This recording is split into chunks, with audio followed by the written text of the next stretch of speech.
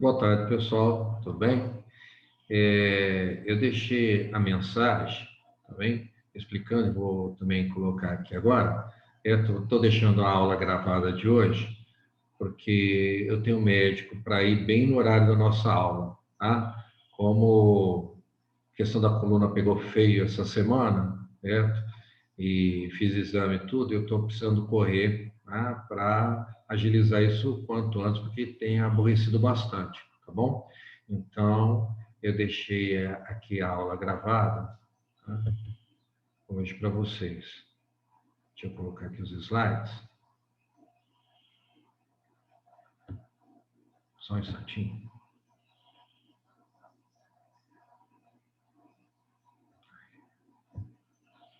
Lá de bem-estar social no Brasil, eu sei que não é muito fácil, mas enfim, né? Falar das nossas desigualdades, das nossas pobrezas, tá? Enfim, coisas que vocês conhecem. Vamos tirar algumas dúvidas, com certeza, tá? Então, vamos lá, né? O Brasil é um país pobre. Apesar da gente ter uma economia, digamos assim, interessante perante o mundo, entre as 10 maiores economias do mundo, lógico que com essa situação da pandemia vai mexer bastante com isso nos próximos anos, tá? Mas, de qualquer maneira, nós somos um país populoso e, de certa maneira, produzimos, consumimos, tá?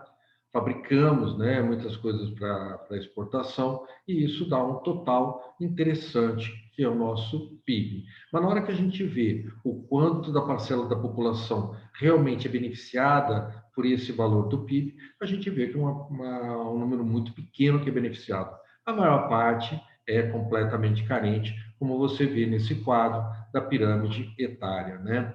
Ou seja, a gente tem quase que metade da população, certo? Uma renda aí, tá? De 1.300, vamos dizer, que não chega a R$ 1.500 hoje, tá bom? Então, né, família, tá? E vive com R$ 1.500, certo? No, no quadro da direita, tá bom, esse tipo de mapa, que eu acho que eu já até comentei com vocês, que não é raro cair no vestibular, que é o metamórfico, tá? Que ele é todo transformado, tá? Justamente para enaltecer as partes mais fortes, menos fortes, tá? Do que ele quer demonstrar. Então, nesse caso, você tem o mapa do Brasil com seus respectivos estados, e ele está mostrando, bom, aonde está a concentração, da, das pessoas também mais ricas. Então você vê também o Distrito Federal, tá? Que não tem nenhuma fábrica, certo? O Distrito Federal só é um órgão público, tá?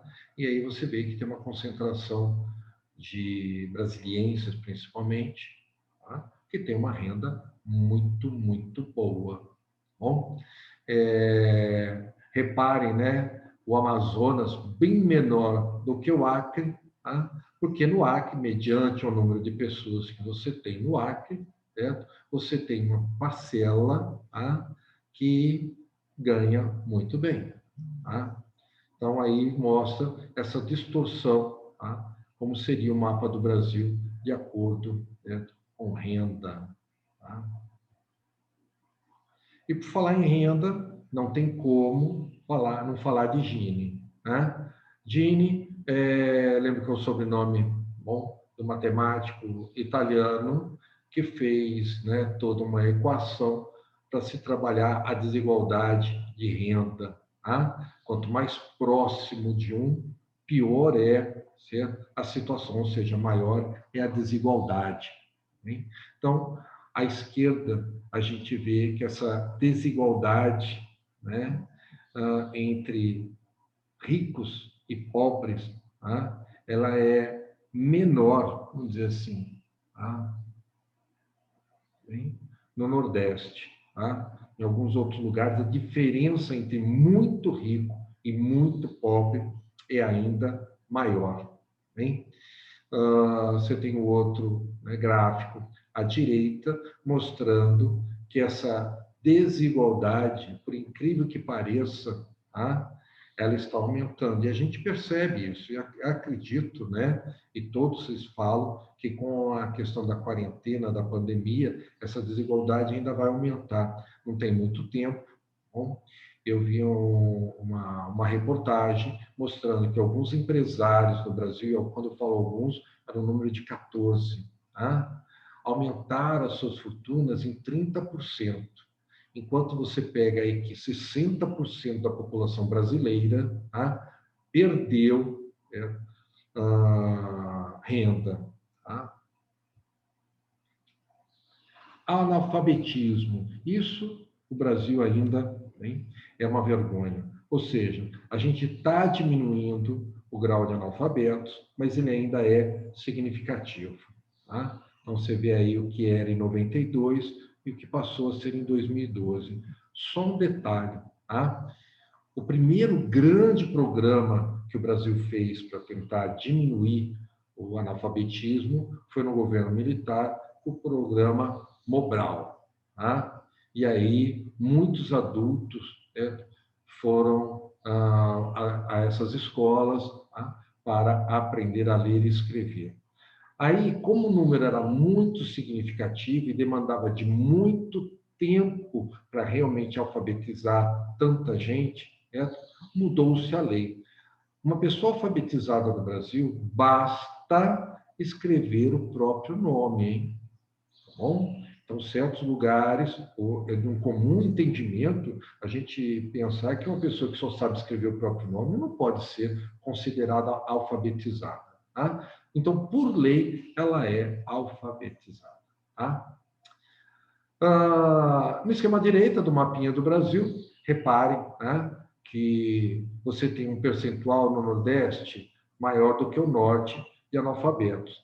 Isso lembra, e é também preocupante, porque no Nordeste o número da população é muito maior do que o Norte. Ou seja, vamos dizer assim, 14% no Nordeste contra 7% no Norte, 14% não é simplesmente o dobro em número de pessoas, né? É várias vezes mais, porque o número da população do Nordeste é muito maior, ou seja, 14% não é simplesmente o dobro de 7% de pessoas no Norte.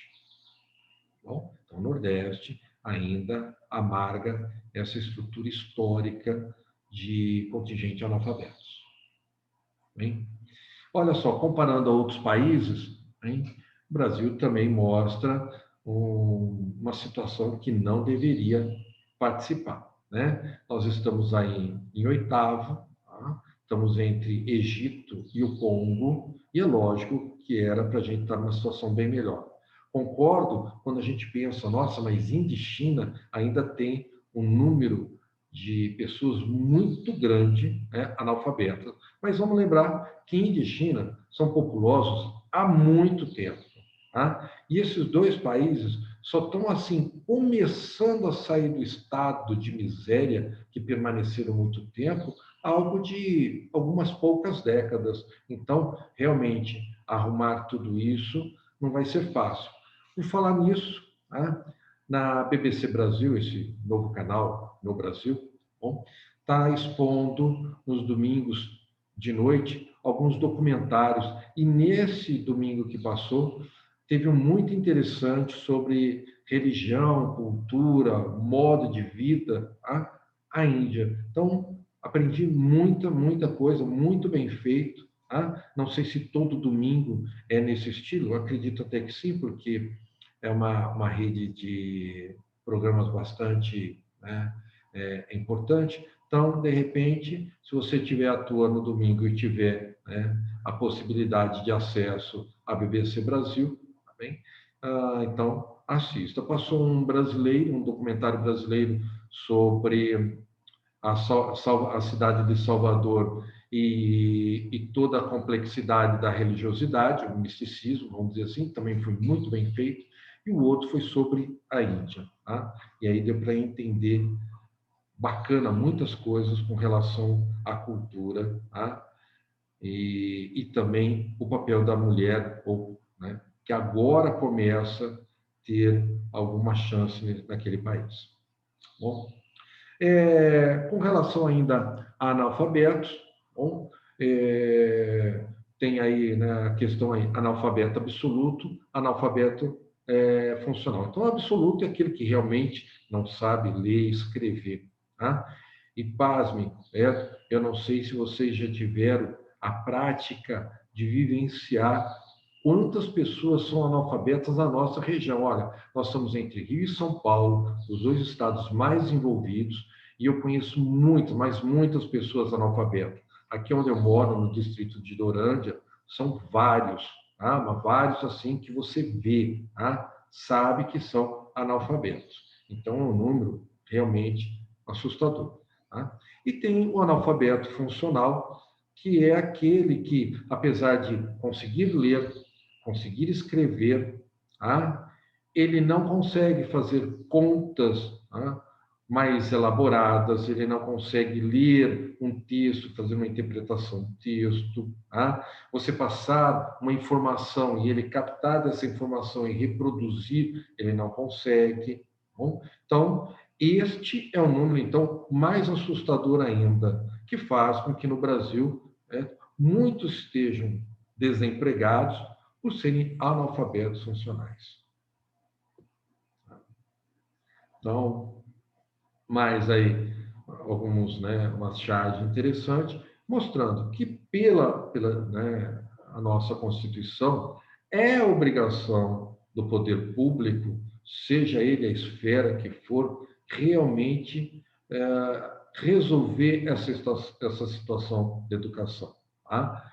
No Brasil, não é a iniciativa privada que vai resolver a questão. Ela até pode, ela até tenta. A gente tem algumas empresas que trabalham isso até mesmo com seus funcionários ou como financiando organizações não governamentais. Mas na nossa Constituição, isso é dever do governo. Vocês estão acompanhando aí, tá? Teve o plebiscito no Chile, que eles pediram, então, uma Constituição nova. Olha que interessante. Tá? A Constituição lá foi feita pelos militares, tá? E até aí, vamos dizer assim, que parte do país desenvolveu, mas parte da sociedade ficou completamente refém, tá? De uma estrutura que eles não conseguem sair, o povo. Bom, então, agora foi declarado, praticamente 80% pediu uma nova Constituição. Né? Quem é que vai trabalhar essa nova Constituição? Deverá ser todo um Congresso renovado, ou seja, em breve vão ter eleições no Chile, e esses novos congressistas é que vão alterar a Constituição do país. Detalhe, metade dos congressistas deverão ser mulheres. Tá? E deverá ter também, entre os congressistas, a participação daquelas populações, minorias étnicas, não? Principalmente dos nativos.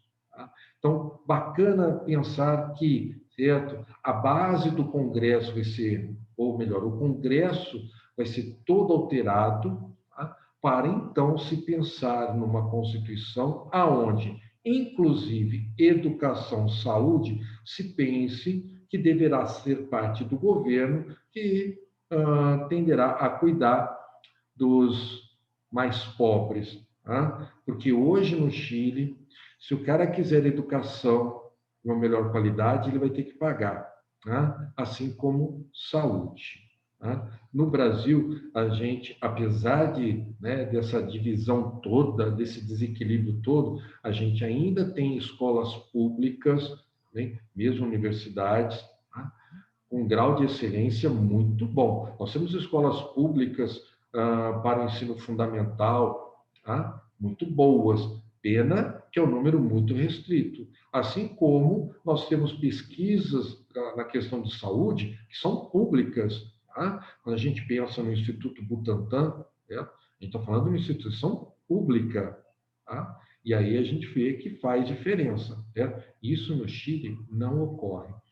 No Chile, não sei se eu já falei para vocês, quem quiser, né, estudar em escolas chamadas de públicas, são 3 categorias públicas. Tá? Se você não pagar nada, você vai estudar numa escola que ela não tem, ou ela tem muito pouco a te oferecer, tá? Ou seja, você não vai aprender nada. Aí tem a escola pública que você paga 30% e a qualidade dela é um pouquinho melhor. E tem escola pública, e isso eu estou falando de fundamental a médio, tá? Que você paga 70% e aí a qualidade é um pouco mais adequada. Tá? Agora, se você quiser uma escola boa mesmo, para entrar numa universidade boa no Chile, só particular. Tá? E é isso que parte da população se rebelou. Bem, vamos continuar. Bom, corrupção não é algo de Brasil, mas no Brasil é muito forte. Tá? Não acabou a corrupção no governo. Como eu comentei com vocês, até mesmo a criação de uma nota de R$ 200 favorece a corrupção. Né? Tanto que o senador que foi pego com dinheiro, tá? Dentro da cueca, né? Tinha também até nota de R$ 200. Tá? Então, que depois veio com a desculpa que era para pagamento de funcionário. Tá? É lógico, é evidente que isso é corrupção. Então, vem aí o mapa, certo, dos países onde, tá, a corrupção é mais exacerbada do que outras. Né? Corrupção tem solução? Tem. Tá? Mas é lógico que precisa de uma postura muito forte de toda a sociedade. E, lógico, leis. Né? Você falar para a pessoa que fizer um ato corrupto, né, no governo, que ela pode ficar presa 3 anos, mudar isso para 6 anos, isso não muda nada. Né? Ele vai continuar, certo, fazendo a prática. Tá? Pelo menos o meu pensar, é tão raro, certo, alguém na esfera pública ser preso por corrupção. Hein? Agora, de 3 para 6 anos, tá? Isso não, acho que muda. Né?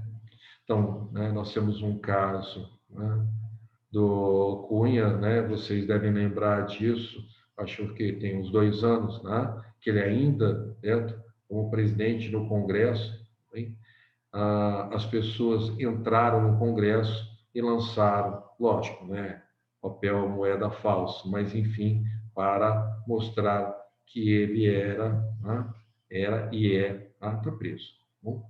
Corrupto. Tá?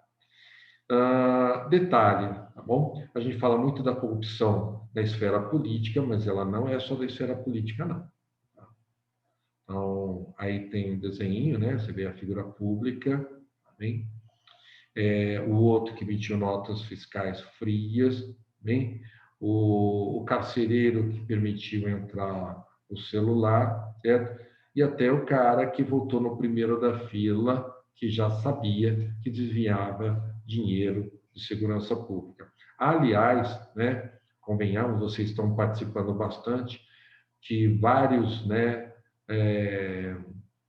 políticos, inclusive do governo do Rio de Janeiro, foram acusados de corrupção por desviar dinheiro, destinado ao combate da Covid.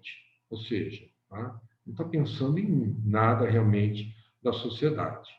Como esse dinheiro aparece de maneira muito fácil, muito volumoso, não exige-se tantas, né, regras de uso devido à urgência, e aí então muito dinheiro vai entrar pelo ralo. Bem? Então, mostrando para vocês, né, que corrupção no Brasil é algo antigo, vamos dizer aí desde de colônia ainda, mas a gente tem vários encontros, certo, de representantes da sociedade pública, de organizações não governamentais, de estrangeiros, de empresas interessadas, né, em eliminar a corrupção. Bom, então, já vi vários encontros sobre isso, e tem ideias muito interessantes. Tá? Falar um pouquinho da dependência econômica, aí traz várias informações. Tá? Então, vamos lembrar, o Brasil, ele não tem uma economia interna que o sustente. Ou a gente exporta, ou a gente exporta. Tá? Por quê? Diferente dos Estados Unidos, né, que tem uma dívida interna gigantesca, mas dentro, tá? O norte-americano ele é muito consumidor, ele ganha bem, então ele faz bastante dinheiro circular. Tá? No Brasil, apesar da gente ter uma população significativa, o nosso poder de compra é pequeno, ou seja, quem compra no Brasil, tá? Ele está sempre endividado, ele está comprando, tá? Um carro usado, uma roupa, um sapato, uma compra de final do mês em dívida, ou seja, ele não tem dinheiro, tá? Ele passa no cartão ou ele pega empréstimo mesmo. Bom, então a nossa economia ela é muito pequena, tá? E aí a gente tem a dependência econômica, tá? Por isso da necessidade de exportar tantos, né? Infelizmente a gente exporta muita matéria-prima, as commodities, e aí as commodities têm um preço muito aquém, né, do que um produto tecnológico, por exemplo. Vocês viram esses dias, nós recebemos o primeiro caça encomendados, creio que 18 ou 20, encomendados da Suécia, lá no governo Dilma ainda. Tá? Chegou o primeiro, certo? Ou seja, se lá no governo da Dilma a gente encomendou e agora chegou o primeiro, você já faz ideia que não é um custo nada barato. Tá? E se eu for comparar a quantidade, né, de minérios que a gente exporta para comprar um avião caça, tá? É algo assustador. Bom, então, a dependência econômica está aí, é uma característica de países latinos, como eu falei agora, né? Os preços das commodities, né, são muito, né, baixos, apesar de algumas vezes ter uma valorização, mas a gente precisa vender uma grande quantidade, né? Hoje é o mercado chinês que mais adquire isso, então a gente fica refém se a China está indo bem ou não. Vocês viram bem na questão, principalmente do começo da pandemia, que aí a situação econômica do Brasil, de uma maneira geral, ficou mais gritante, né, porque a China deu uma freada. Então, tá aí, né? O Brasil exporta minério, enquanto a gente importa valor agregado. Falamos já disso. Bom, tá? E transferência tem outro sentido aí, né? Bem interessante. Vocês viram também um dos doleiros presos comentando que o Brasil é um dos melhores países do mundo para fazer lavagem de dinheiro, porque aqui, né, eu compro uma peça lá de fora, né, pago em dólar, ou seja, o dólar vai embora e a peça não vem. Tá? Então, muitas vezes, isso é lavagem de dinheiro. Tá? Não é algo que o governo consiga ou deveria, né, controlar para evitar. Então, tem muito dinheiro saindo. Em São Paulo, está correndo na justiça, né, a tentativa de arrecadar alguns bilhões de somente duas famílias bilionárias que mandaram dinheiro para fora e não pagaram impostos. Ou seja, tá? Vocês sabem que paga-se, né, quando se faz a remessa de dinheiro, né? E aí, nesse caso, ou comprando produtos, ou, né, no caso da herança dessa família, que parte do dinheiro significativo foi embora sem pagar impostos. Então, a Justiça de São Paulo está correndo isso. Não se sabe o nome, não se falou o nome dessas famílias, mas são duas. É algo assim de bilhões, 50, 30, 50 bilhões de dólares em impostos. Não? E, né, a maior parte dos lucros, né, vão para a sede das empresas. Se a empresa é transnacional, o dinheiro também pode ser repatriado. Lembra disso, né? Que teve um momento, na época dos militares, quando as transnacionais vieram para o Brasil, somente uma parte do lucro poderia ir embora. Aí, quando começou a globalização aumentar muito, várias empresas ameaçaram de ir embora do Brasil. Então, no governo Fernando Henrique, houve aquilo que o mundo inteiro estava passando, né? O tal do CC5, a permissão das empresas poderem, né, com os seus lucros, repatriar, enviar para onde quiser, quando quiser. Lógico, né? A partir do momento que sai, paga-se impostos. Tá? Mas é ruim porque esse dinheiro que ele arrecadou aqui, esse lucro, poderia ser investido aqui. Tá? Então, infelizmente, acontece isso também. Bom, e aí, né, duas imagens mostrando, né, à esquerda, uma antiga cena, né, de Serra Pelada, ou seja, um monte de gente como formiga carregando sacos de terra para separar o ouro para ir embora. Tá? E a gente desesperado aqui para comprar uma Coca-Cola, ou seja, é muita matéria-prima, tá, para comprar um produto industrializado. Né? E a nossa dependência não é só de dinheiro, ela é também de tecnologia. Tá? Vocês sabem muitíssimo bem disso, também, como a gente é baixo no sentido de produção de tecnologia. Olha só, né? Mostrando a questão do Brasil em produção. A nossa produção de alta tecnologia é baixíssima. O que a gente produz é tecnologia baixa, né? Um cabo de vassoura que não escorrega na mão, tá? Um solado para tênis mais, vamos dizer assim, menos escorregadio, mais macio. Tá? O que a gente produz é isso, certo? Diferente do que China, Índia, tá? Estados Unidos, Europa produz em tecnologia. Mesmo a Índia, ela até pode produzir lá o tal do cabo de vassoura, tá? Mais leve, mas ela também produz algo de muita tecnologia. Ou seja, a China está jogando para tudo quanto é lado. Tá bem? Tá? Então, o motivo disso, baixa qualidade média do ensino de todos os níveis, inclusive de professores. Aí, lembro vocês, durante a minha formação, o professor era 5 anos, tá? Hoje são 4, mas teve um momento aí atrás, e não faz tanto tempo não, caiu para 3. Ou seja, eu que tive 5.000 horas para formar como professor, né? Vi professores sendo formados com 1.500.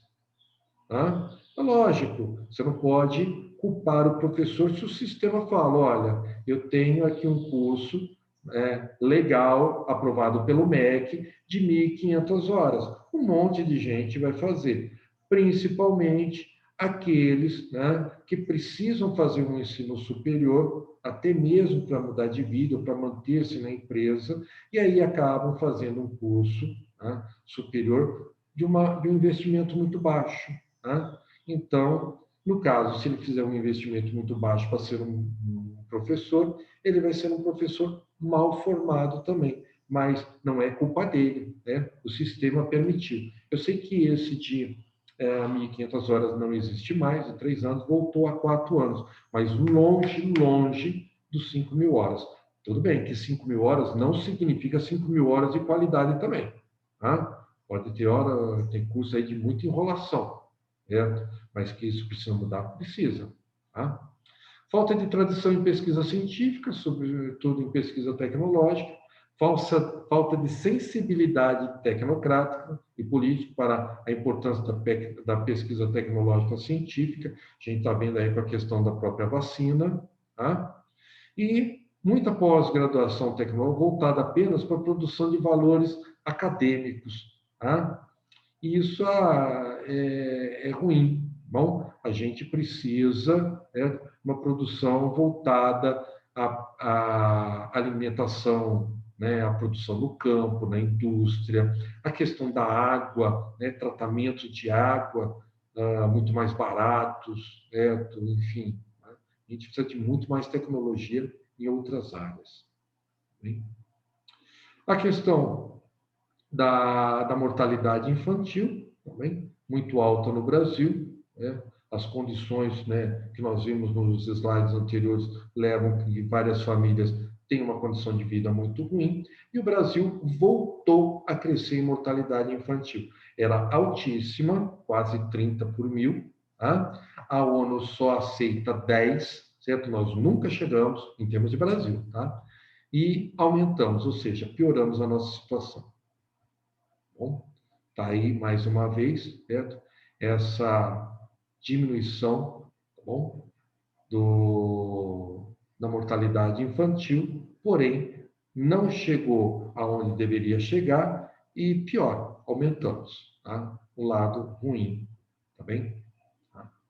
Direitos humanos, nossa, aí outra, né? Apesar da cena não ser no Brasil, a gente sabe que isso também ocorre aqui. E a questão de direitos humanos não é só policial batendo no povo, não, tá? Mas é uma cena que ficou bem evidente no Brasil, inclusive, principalmente, tá? Contra a população negra, certo? Aí, o sistema carcerário do Brasil, o número de presos que não foram nem julgados, hein, é altíssimo. Tá? Se mesmo condenado ele vive numa situação da qual você vê na imagem, tá? É lógico que esse cidadão não vai ser recuperado nunca. Tá? Então, são condições que a gente precisa estudar bem. E lembra que a população carcerária no Brasil é algo gigantesco também. Tá? Ou seja, não tem educação, não tem trabalho. Se os maiores, né, bandidos, certo, estão, né, aí vestindo terno e gravata, tá? Fica complicado isso. Bom, aí, né, uma ação, certo, da violência policial. Tá? Hospitais onde muita gente, né, estão nos corredores, certo? Então, um desrespeito completo. Imagina, né, você está passando mal ou num estado de saúde precário, no sentido até, né, poder ser contagiado ou estar contagiando outros que estão numa situação tão ruim quanto você, a permanecer num corredor. Muito, muito chato. Né? A da direita, apesar de não ser no Brasil, a gente sabe que ocorre também aqui. Né? Você vê uma criança completamente desnutrida, é um desrespeito ao cidadão. Tá? Então, os direitos internacionais, ele exige, está na nossa Constituição, mas está longe ainda de realmente ser, né, banalizado, bom? Ou seja, de não ser, melhor assim, não ser respeitado. Na Chaves, você está vendo aí, né, a figura de um fazendeiro de ovos, realmente varrendo as minorias, né? Ele tendo maior possibilidade de recorrer, né, a ter muitas terras, enquanto aquele cidadão que está trabalhando na terra, o que é um morador antigo ali, não tem direito algum. Tá? É isso, pessoal. Tá bom? Tá? Um abraço a todos, tá bem? E até a próxima. Tchauzinho.